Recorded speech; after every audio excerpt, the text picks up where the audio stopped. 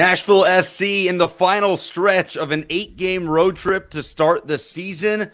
A game against LA Galaxy left on the slate. And Nashville SC is a U.S. Open Cup draw for the first time in the MLS era, and a thriller between Chelsea and Arsenal in the second most exciting title race in Europe. A lot to get to tonight. Gentlemen, how are we doing? Ben Wright, Jonathan Slape, I'm Lucas Panzica, producer Andy Simmons making it happen. This is Speedway Soccer on a Thursday night. Ben, how you feeling?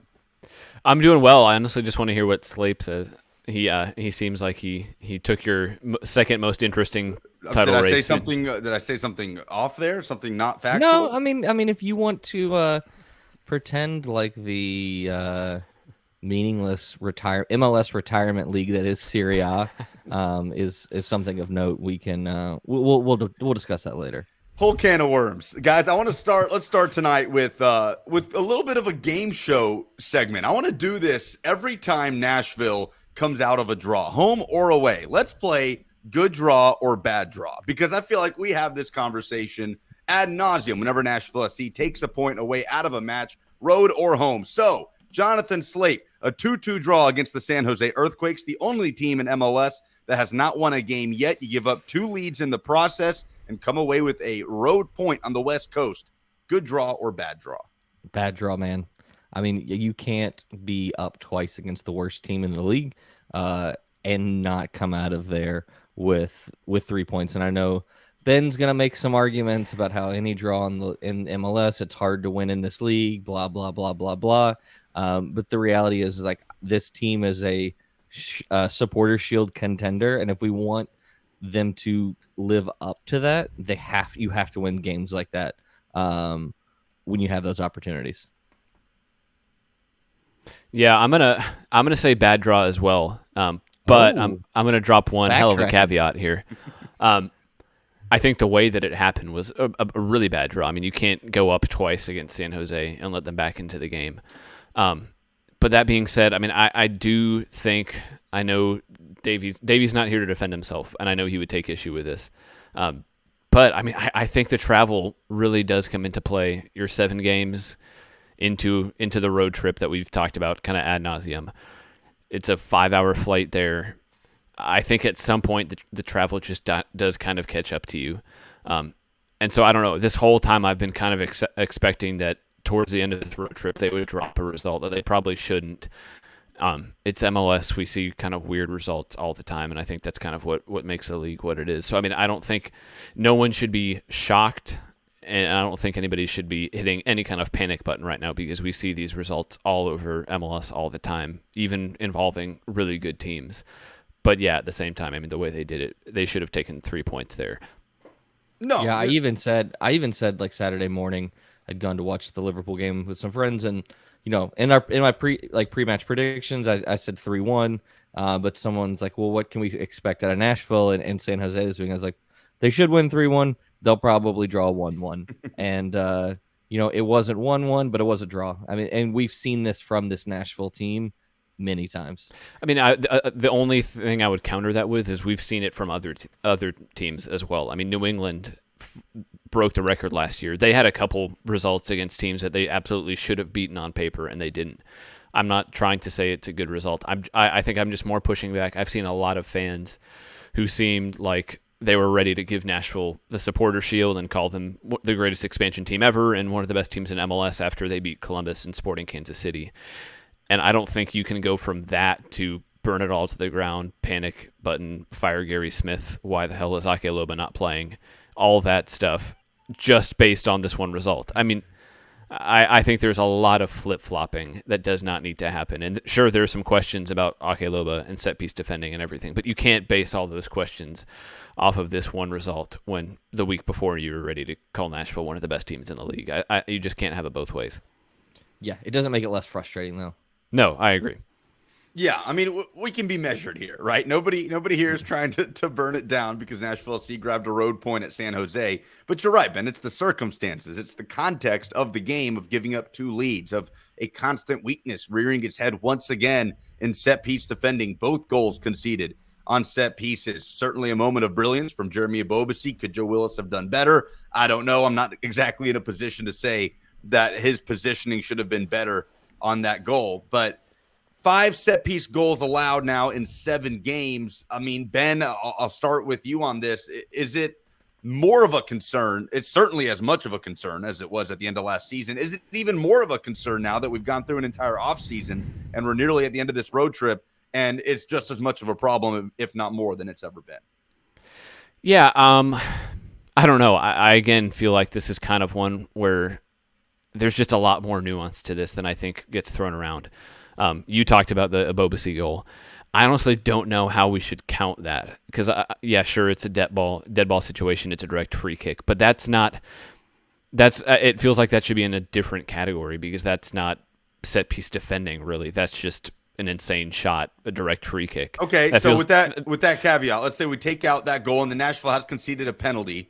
And I don't know, where you want to stand on that, on conceding a penalty. Technically, that is a set piece, right? But let's take out the penalty. Let's take out the free kick goal. You're looking at 3 goals conceded on set pieces in 7 games. Then how does that change the line of thinking? Well, I still think what I'm taking away from this overall is that Nashville have still conceded 8 goals total in 7 road games, which I think set piece defending is an issue.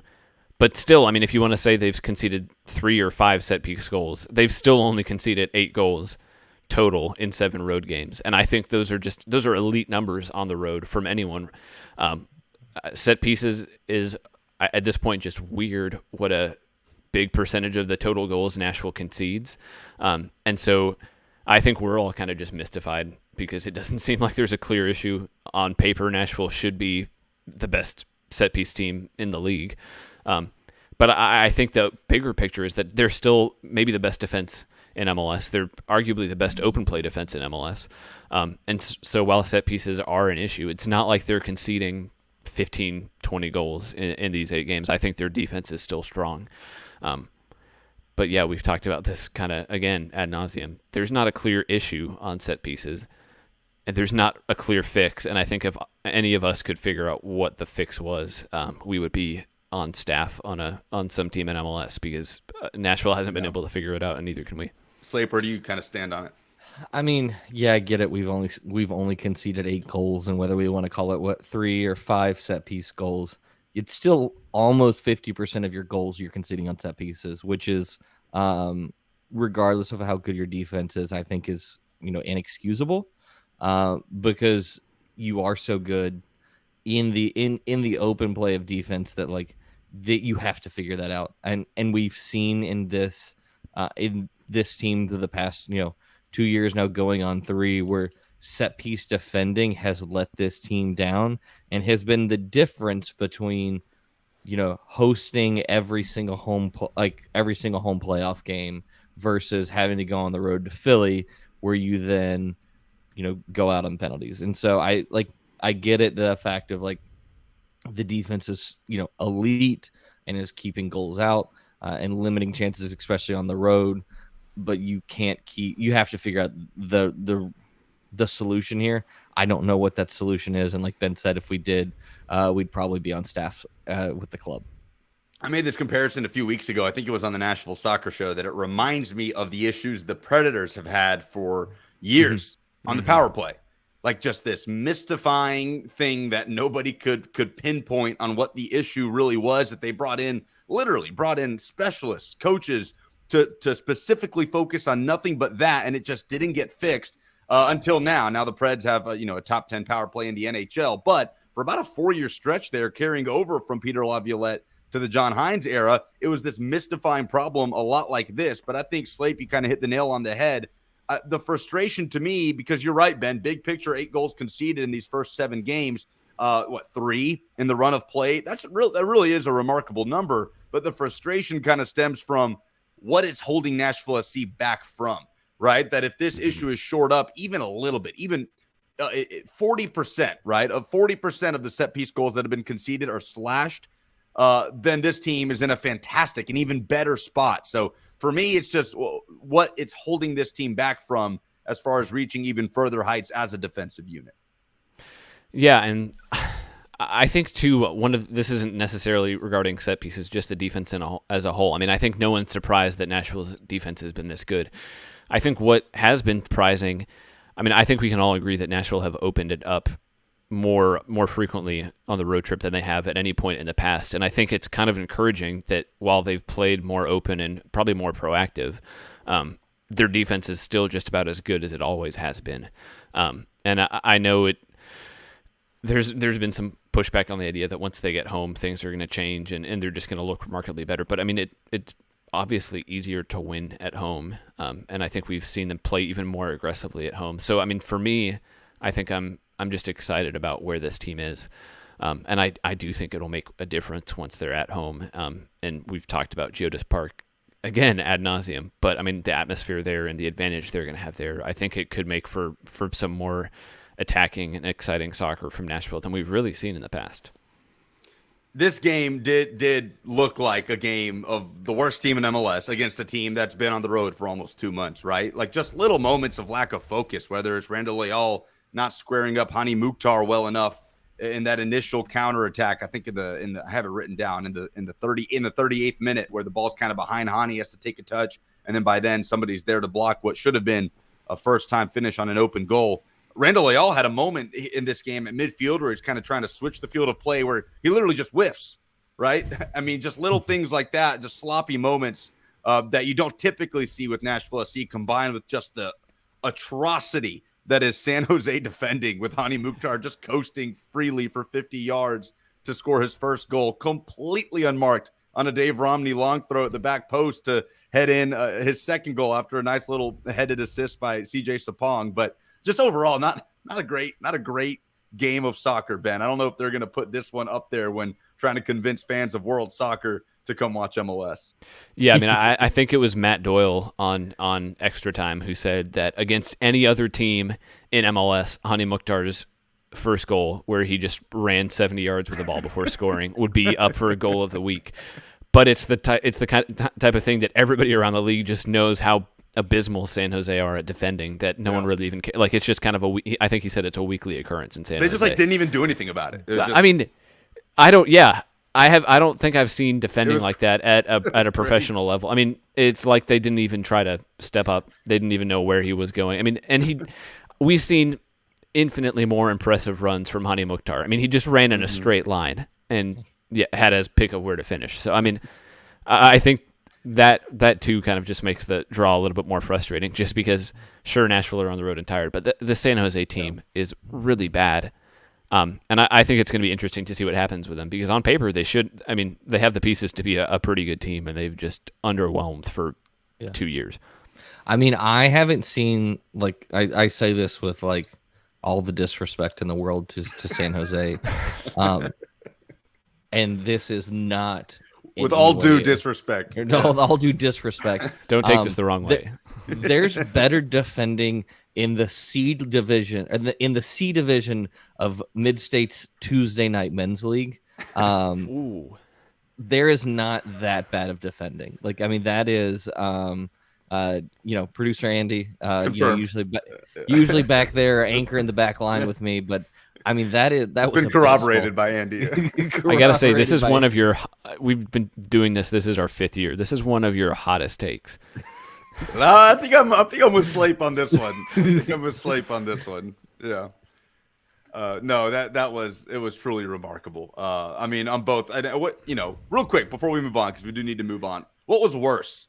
Hani Mukhtar completely just unbothered for 50 yards and basically walking up to the goal for a cool finish, or Hani Mukhtar left completely alone on the back post on a Dave Romney long throw in the final third?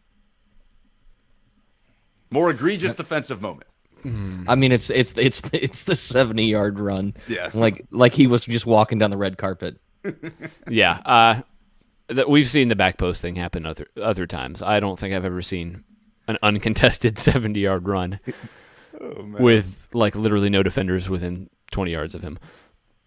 So for Hani Mukhtar, certainly a long time coming to get these two. Probably should have had a hat trick, but nobody here has been concerned at any point regarding Hani Mukhtar's play, right? 4 assists, that's tied for second as an MLS leader. I think he's 1 goal or 1 assist back as the joint goal assist combined leader in MLS. So just felt like a long time coming. He's hit some sort of unfortunate snags. Certainly should have scored the penalty in Kansas City. But at no point, as Hani Mukhtar obviously man of the match, MLS team of the week, but at no point has anybody here felt any concern, right, for the play of Hani Mukhtar, despite not scoring until Saturday. No, none. I think he's been playing about as well as he was last year, and just hasn't got the end product. But I think we've all felt that it was coming at some point. So yeah, no concerns here. I mean, and a lot of us going into this game thought, all right, Hani hasn't gotten his goals yet this year. This is where they're coming from. Yep. Like I want to say that all of us had said that at some point, either in podcast or written form in the lead up to this game. So yeah, there was real no concern from my part about him. Guys, real quick, this is a much deeper conversation that is going to last us, I'm guessing, throughout the course of the 2022 season. But from what we've seen so far, 11 points in 7 road games with 1 road game to go, 3 or 4 in the back. We've seen 3 in the last few fixtures, certainly on Saturday against San Jose. Do we have enough of a sample size to sit here and say what works better for this team? Or is there more nuance to this? Is it dependent on opponent? Is it dependent on home and away? But the overarching question is, Ben, do we have enough to know yet at this point? Yeah, I mean, I just think the lineup that we saw against San Jose is Nashville's best 11. And I felt that for most of the season. I think we've all, really since last year when they switched to the back 3, I think we felt like this is the best fit for Nashville. It certainly opens up Mukhtar significantly more than the back 4 does. But yeah, I mean, I think Sean Davis has come in and absolutely nailed down that starting spot and been a huge part of everything Nashville's done this season. I think in the past couple of weeks, Alex Muehl has really kind of taken off at that right wing back spot. I still think Nashville is going to bring someone in over the summer, but I think he's jumped ahead of Eric Miller. And then now that Jack Maher's back in the team, I mean, he was a starter all of last year. I think he looks like really just an exceptional player in MLS. I think he's going to be around in Nashville's starting lineup for potentially like a decade. I mean, I think he's that kind of player. So yeah, I think the lineup that we saw against San Jose is the best Nashville lineup right now. Yeah, I mean, I would agree. I think even going into the coming in from the preseason, I mean, this was pretty damn near close to what I had pegged as, what I would go with as Nashville's best 11. I mean, of course, still think that Ake Loba, will play a part in this best 11 conversation at some point. But I mean, if we look at, I think that the Davis Godoy midfield is easily, the best midfield pairing that we have. I think that they just complement each other really well. They have the fact that even though they've played at this point, I don't even think they've played every game together, but they've played, let's say, 6 matches together, and they have this level of understanding is impressive. And then, Dan Lovitz continues to just, perform at a high level. And then, we have, just when you go look at the depth of this team, when you have guys that if you want to change a pace and you want to bring in speed on the wings with Taylor Washington, if you want, you have Dax McCarty off the bench, there's just, this is definitely the best 11, but this is a very deep team as well. So here we are at the end of this road trip. Hard to believe we've reached this point, but we're taping this on April 21st, just a little over a week removed from that home opener against Philadelphia at Geodis Park. So with 1 game to go, 11 points through the first 7, another classic Western Conference clash, guys. Nashville SC at LA Galaxy. Chicharito right now on fire. Joint top scorer in the league, 5 goals in MLS this year, 3 goals in his last 3 MLS games. Slape, is Walker Zimmerman versus Chicharito, correct me if I'm wrong, I believe the first time they have ever met in a competitive match for club or country. Slape, is this the matchup to watch individually in MLS this weekend? Yeah, I mean, I think there is no better, center back forward matchup that we're going to see this season, except maybe when we go play LAFC with, Walker Zimmerman up against a guy like Christian Arango. But I mean, I really think that the Chicharito versus Walker Zimmerman is going to be just a fantastic matchup to watch. Yeah, I agree. I mean, I'm wondering how much Walker Zimmerman is going to be going up directly against Chicharito, just because, I mean, that's such a physical mismatch. And I think Chicharito's movement, I mean, the guy can just turn defenders and open up space however he wants. And I feel like if anybody's going to be able to find space to avoid Zimmerman, I think it's him. I'm interested to see if he targets Dave Romney, who I think is a great defender in his own right, but he's definitely not, he doesn't get the publicity and kind of the attention that Zimmerman does. But really, I mean, I think Chicharito is going to pick moments to go up against all three center backs.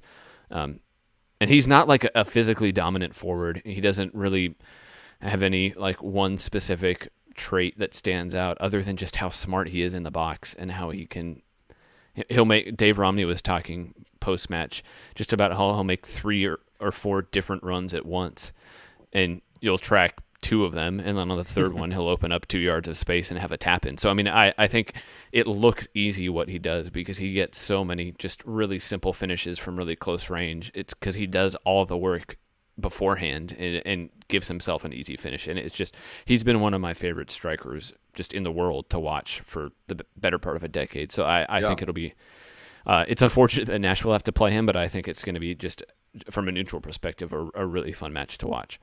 Go ahead, Slape. I was just say, like you say, you've enjoyed watching Chicharito.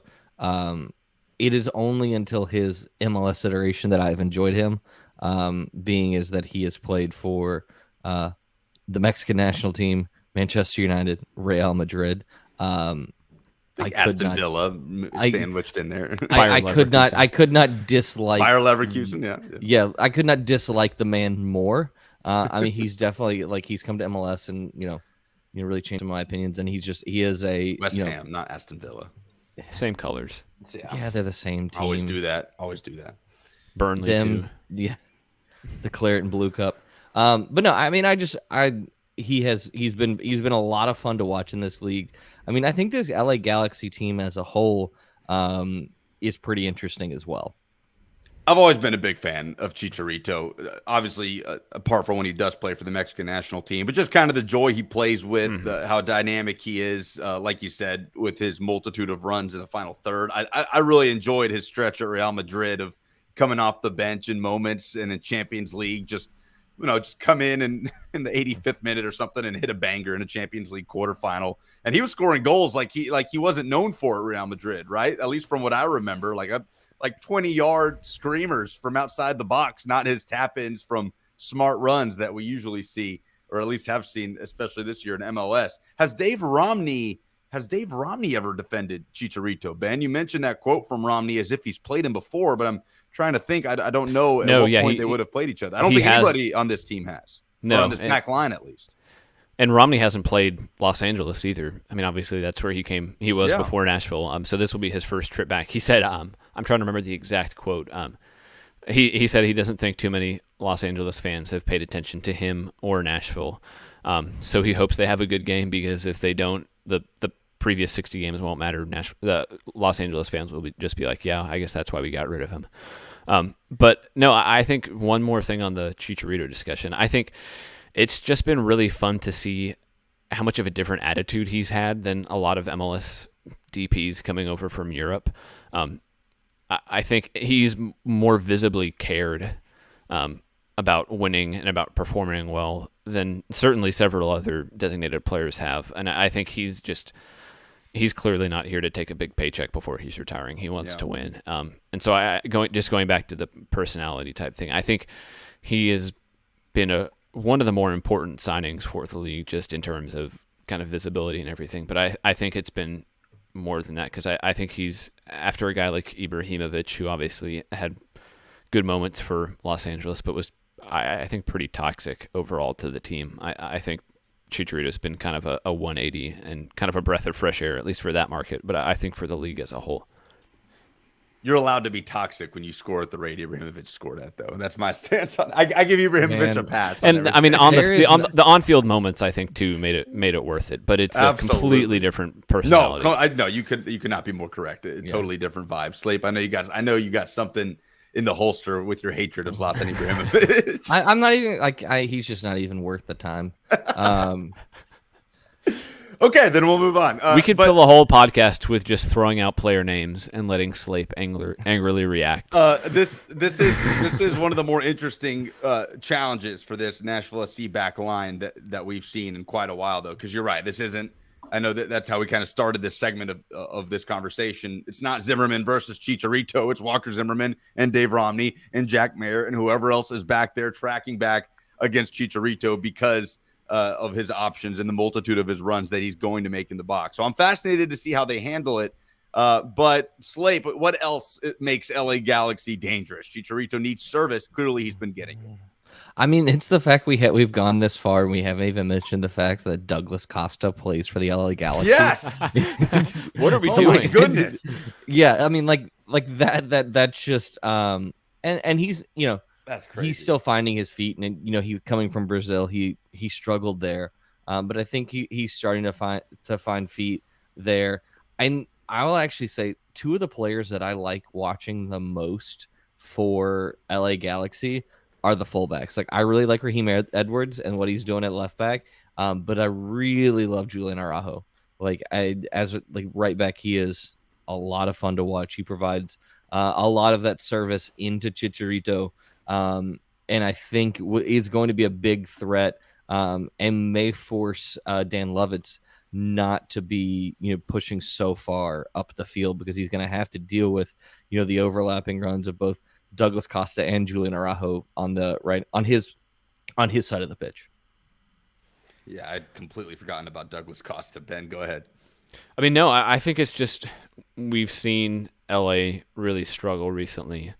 And I think under Greg Vandy, I mean, it took a while, and last season obviously wasn't what they wanted it to be. But I think we're now seeing kind of the project really start to pay off. They still have some issues. I don't think they're in a great defensive team. But I think they're also they know that they can score really with anyone in the league. So I think it'll be really interesting. Like Slape said, I think Julian Araujo is just a super interesting player. Obviously, people know of him because of the whole U.S. versus Mexico thing. He ended up going with Mexico. But I think right back is such an issue for the Mexican national team. I think it's kind of what left back is for the U.S. He hasn't been great for them, but I think if he strings a few decent months together, he has a good shot to be in the World Cup with them. So he's definitely one that I'll be watching over the next couple months. I mean, you say that LA Galaxy struggles to defend, but I mean, they're tied for the second best defense in the Western Conference. They've only allowed 6 goals now through 7 games. So I guess that was probably somewhat going back through last year. Yeah, but last year that 100% they struggled, and that has really been, honestly, since Dave Romney left. The LA Galaxy defense has really, really struggled. I mean, I even have a few friends that are Galaxy fans that have said at different points, man, I can't believe we let Dave Romney go for next to nothing. Was it 250? 250,000 in allocation money, and so talk about return on investment. Yeah. My goodness, valuing undervalued.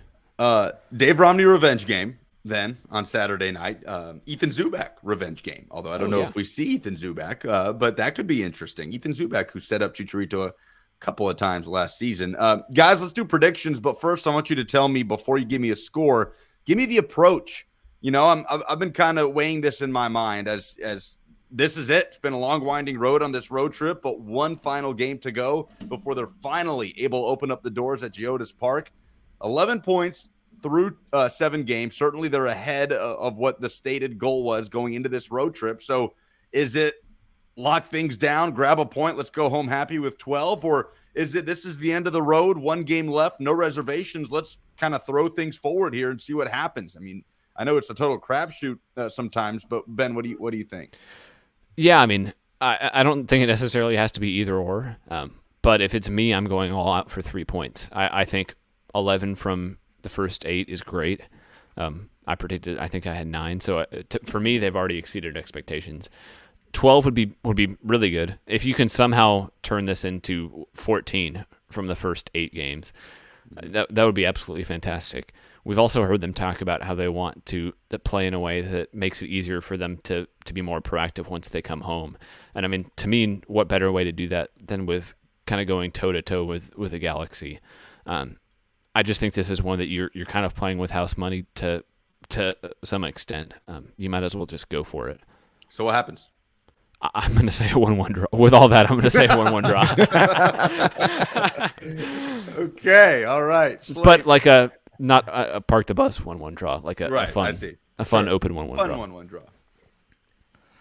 You're gonna have to moving forward. You're gonna have to, instead of your predictions being actual scores, I want your predictions in XG. And so that'll be something that we'll address moving forward. But I mean, I think I'm in the same position as Ben. I predicted 12 points going into this. They're at 11. 1 point is within a margin of error at this point, and so I mean, I think you have to go for it. And really kind of go all out. I'll say from a prediction standpoint, I'm going to say it's going to be a 2-2 draw. All of that being said, spicy. I definitely think we're going to see, some big performances out of some of the key players.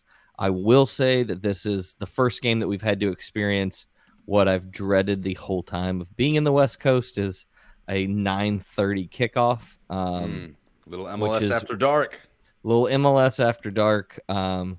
It should be a good time. But yeah, I'm gonna say 2-2 draw. I think I'm also covering whatever the 9 o'clock kickoff is for MLS. So I'm gonna be multitasking. All right, I've got a 1-1 result as well. So join us next week on the next edition of Good Draw or Bad Draw. So a 9:30 kickoff on Saturday at LA Galaxy, and then that's it. That's the road trip. Nashville comes home on May 1st. At Geodis Park. Guys, anything else before we put a bow on this and move on to a few more bullet points before we get out? Yeah, why don't we start good draw, bad draw last season? We could have got a lot of use out of that. Yeah, good. A lot that would have been almost a bi-weekly segment. Would have been what, 16 of those 18, segments? yeah. 18, right. Okay. Some news today for Nashville SC. Its first ever U.S. Open Cup fixture as an MLS club. And it's against Atlanta United, May 11th at Geodis Park. Reigning U.S. Open Cup champions, Atlanta United. Oh, goodness. From 2019. My God. Okay. Atlanta United, who, by the way, just defeated Chattanooga Football Club 3-0 in the last round. I do want to say a quick congrats to Chattanooga for getting to that point, upsetting Memphis 901 at home to go play Chattanooga on the road. But, so Nashville SC and Atlanta United, May 11th at Geodis Park. This is going to be interesting. I don't know how I feel about two MLS teams playing each other, two USL teams playing each other. It would have been interesting to see Nashville SC get a USL fixture in this. But in the round of 32, Slape, do you like the matchup? Are you intrigued by the matchup? No, I'm bored of it. I no offense, but I love the Open Cup. I'm gonna take a step back for a second. I absolutely love the U.S. Open Cup, and it's been a shame that for the past 2 years it has not been around.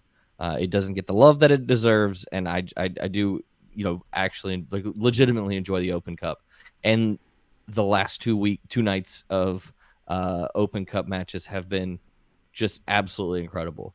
Union Omaha knocking off Chicago Fire, Rochester, New York making it through on penalties. The fact that they were down 2 men for 45 minutes. And there were several, fantastic results. Seeing RSL get knocked out against a team called Hailstorm. And so I love the giant killing. I love the chance to see USL and MLS teams play each other, or NISA teams getting an opportunity to play MLS teams. And so the fact that it's 2 MLS teams playing each other, yeah, I'm just bored. Yeah, 100%. On paper, the matchup is good. It's been a good rivalry for Nashville, and all that. But at the same time, like Slape was saying, I think what makes this tournament special is that you see teams play each other who otherwise would never play each other. Mm-hmm. And I think it's unfortunate how just this draw overall, it's not just an issue with Nashville, just this draw overall has broken down. It's been, for the most part, it's been MLS against MLS, USL against USL.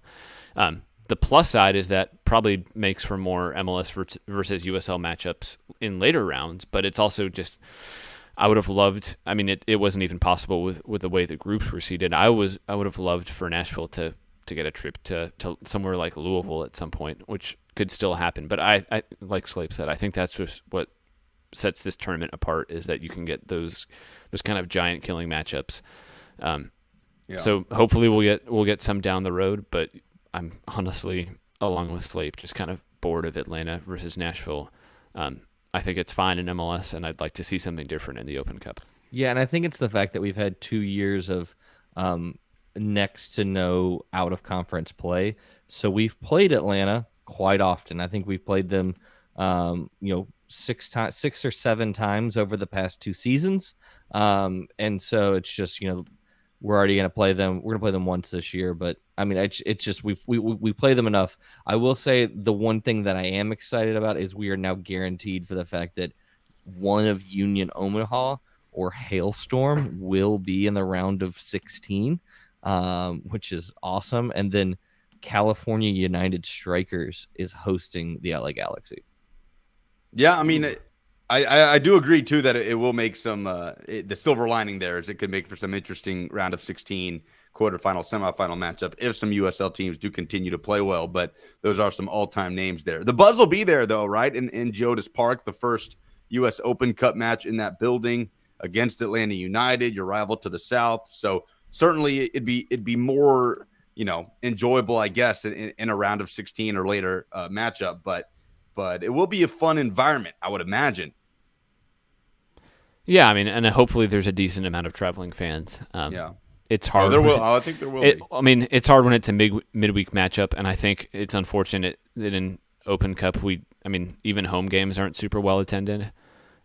So hopefully this one will be the exception, and I think there is potentially a draw for fans to come see the new stadium, but on the downside, Atlanta is going to come to Nashville just 10 days later in MLS, and I think that'll probably get more traveling support than this. Yeah, that's a good point. Yeah, I mean, it's the fact, I think May is a very busy month for Nashville home games, and, we're just adding another one with the same opponent we're going to see, like Ben said, 10 days later. Guys, we got some more news today that the U.S. men's national team will take on Morocco, in Cincinnati, their first preparation game, so to speak, for World Cup 2022 in Qatar. Ben, remind me the date. June 1st. June 1st in Cincinnati. So show road trip. Is that what I'm hearing, up to Cincinnati to watch this fixture? No. Okay. What can we learn? What can we learn from USA? What do you want to learn from USA? I guess I'm gonna first get on a little bit of a soapbox here for a second, and it's the U.S. Soccer Federation's obsession with the state of Ohio. Through June, 50% of all U.S. games in the past 8 months, men's and women's, will have held in Ohio. I was not under the impression that this is the Ohio men's national team, but the U.S. men's national team, and no disrespect to Cincinnati, because I think what they put on for U.S. Mexico was absolutely phenomenal, and I think that you really missing the opportunity, especially in the lead up to a World Cup, to put these games in different locations. And so, I mean, really, that's the one thing with this game that really just kind of gets me a little riled up. Really excited to see Morocco, though. I think they're a really good team, a team that maybe a lot of people aren't going to be as familiar with, but I think they're going to bring a fresh perspective and maybe give us an idea a little bit of what we're going to see against some of these other teams in the World Cup. I do think they have some similarities with the way that Iran play, and so I think it's going to be just a good test to play someone getting outside of CONCACAF in the lead up to, the World Cup in the fall. And I think that's what Berhalter wanted. I mean, he talked about wanting to play different teams than pulling from kind of the same pot that they have in the past, switch things up to give them a more accurate picture of what they're going to see in the World Cup. I know Ghana had been mentioned a couple times as a possible opponent, and I'm kind of glad that they stayed away from that. No, they'll do that in the knockout stage. Well, yeah, but I also just don't think Ghana are a great team at this point. And I know FIFA rankings are just kind of a crapshoot, and I think they're kind of worthless. But Morocco are way ahead of Ghana, and I think in this case, I know I just crapped on the FIFA rankings, but I think they're pretty far ahead of them. So I think it's a better test for the U.S. I'm interested to see what kind of European teams they play. I mean, maybe not in this summer window, but in the fall, they've talked about wanting to play some teams from Europe. Because I think they don't have a ton of games left. They have 6 games before the World Cup. And I think we still have questions, pretty significant questions. I mean, I think center forward we've talked about. And I think now goalkeeper is turning into a more pressing discussion than we thought it would be. So they have things that they need to work on and not a ton of opportunities. So I don't think you can really afford to treat any of these games as kind of just a meaningless friendly. They have to take them all pretty seriously. Yeah, and we have 3 opponents that we don't know we're going to play. We know that, we have Morocco now, and there's 4 matches within the June window. We know that we're going to play El Salvador away and Grenada at home for CONCACAF Nations League. So that leaves one date open in this June window. Then they're going to play 2 matches in September. And then after that, they're not playing again until we see them take on Iran on November 21st. So, I mean, there is not a lot of time. And like Ben said, there's still some question marks, especially at goalkeeper, that the U.S. needs to figure out. Okay, let's pivot a little bit here to wrap up the show with some Euro talk, guys, to the Premier League, guys. Arsenal, as I mentioned off the top, a thrilling win over Chelsea, 4-2 at the start of the week. Andy. Andy's got it. All right. But I do want to ask you, Ben, more Why? Well, Just leave me alone. More likely to happen.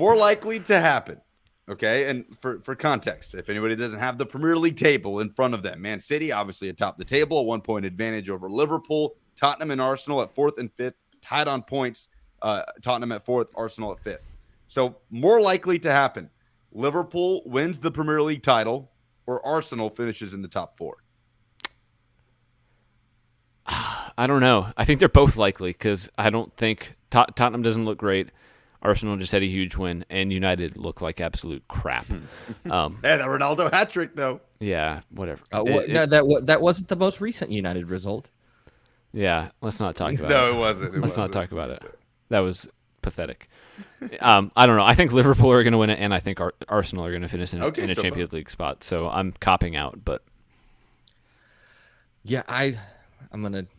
I know this wasn't addressed to me, but I was going to throw it to you. As much as I have the hope of winning the Premier League title, it's still the fact that Liverpool wins. If they win every single game from now to the end of the season, they don't win the Premier League title. It's now because they did not get the win against Manchester City in the league previously.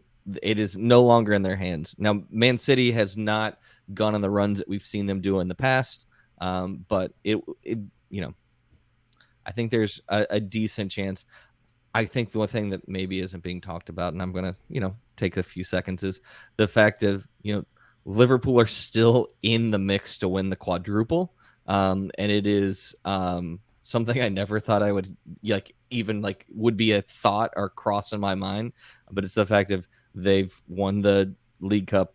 They're in the FA Cup FA Cup final, which, again, it's another match against Chelsea, 1 point off the Champions League, and then, in the Champions League quarterfinals. And so I'm just kind of at the point now where I'm just going to enjoy it because even at the heights of this team was in the 80s, they've never been in this position of being this deep into the season with the quadruple still on the table. Yeah. So what's your priority here as far as where your eyeballs are, Slape, and where your heart is right now? Is it Liverpool semifinal Champions League fixture on Wednesday against Villarreal, or is it the remainder of this title race with Man City? It's the remainder of the title race for me, and it's down to the fact of Liverpool last won the title behind closed doors, and the fact that there never got to be the chance for this let off of winning a league title under this team and under this manager with fans in the stadium. And I think that is something that I would love to see, and I would love for the team itself and the fans there at Anfield to get to experience that, because they just, unfortunately, COVID robbed us of that opportunity. So but I also very much want to see, and this is the petty in me, I don't want to see City win the Champions League. I want them to continually be, left searching for that trophy. Ben, what Champions League final do you want to see? Semifinal first leg coming up on Tuesday, Man City and Real Madrid. Wednesday, as we said, Liverpool and Villarreal. So potential for an all La Liga or an all Premier League Champions League final. But with those 4 teams, what final matchup would intrigue you the most? I mean, I think Liverpool and City are probably the best matchup. But I mean, I'm just enjoying this Real Madrid team. And I hate both City and Liverpool, so I would love if neither one of them made it. But I think Liverpool Real Madrid is just a really fun matchup. I don't think anybody is going to be able to keep Benzema off the score sheet the way that he's playing. And to be honest, Luka Modric just been, I mean, really since the 2018 World Cup, he's become one of my favorite players. I mean, I know he's been exceptional for a long time before then. But it's just been fun to see him continue playing at this level. I mean, he's 36, and it's hard to think of many players who have done it like this. So at this point, I just want him to win as much as he possibly can over the next couple of years. Modric versus Thiago that is a matchup made in heaven. Oh, just going to be phenomenal. I mean, I want to play. They don't even have Madrid. to score it; just who can hit the prettier pass. Yeah, both of those players just are. Like, you could just give me a camera where I just watch one of those two players for an entire 90 minutes, and I'd be perfectly fine with that. Yeah. Give me a Liverpool Real Madrid final. I am enjoying this run from Real Madrid so much. I mean, we hate people for talking about their club's history, but I mean, that is one of the more historic Champions League finals that you can get. Absolutely. No, I'm all in on that. I don't know what it is about it. I'm not a Real Madrid fan. I've never sat back and Real Madrid's the only team in on the earth with more Champions League titles than Milan. I should hate Real Madrid, but I've never sat back and just enjoyed a Real Madrid Champions League run the way I am now. I don't know why. Maybe it's because of the way that so much of the team is aging when you've got these young stars and Vinicius Jr. Maybe it's the amount of Brazilians they have in their starting 11 on a nightly basis. But Lucas, it took you 47 minutes, and you finally dropped Milan and Brazil references that did happen in the within same 10 sentence. seconds. Isn't that amazing? I was going to bring up Milan no matter what.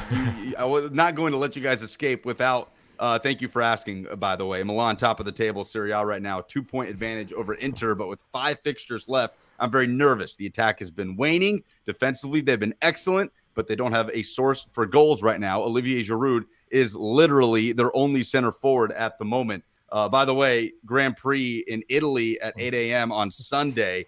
Looking for Ferrari to get pole and go back-to-back once again with the win. Italy may be out of the World Cup, but Lucas is still pulling for the motherland. I think we covered all our bases. I covered all of mine. Did you guys cover last cover question. All of yours? Does Max's car make it through the Grand Prix? At some point, it has to, right? I mean, at some point, Max Verstappen has to finish a race. So I'm going to say yes, because I feel like it is getting less and less likely that he will continue to sputter in these races. But Ben, what say you, our resident Formula One expert? Yeah, I've watched every race. I can tell you about every driver. I just hope they drive fast and everybody stays safe and has a fun time. Oh, we just hope everyone has fun. That's the theme of this podcast. It's all about the friends we make along the way. MLS After Dark on Saturday. Not going to be making any friends in LA. Dave Romney, I'm sure, certainly will not be there to make any friends or reunite with any old friends as he takes on his former team. But the final game of this long 8-game road trip happens late Saturday night. So we'll be up for it, and we'll be talking about it next week as we lead you up to that home opener on May 1st at Geodis Park. So for Andy Simmons, behind the scenes, for Ben Wright, for Jonathan Slape, I'm Lucas Panzica. This is Speedway Soccer, and we'll talk to you next week.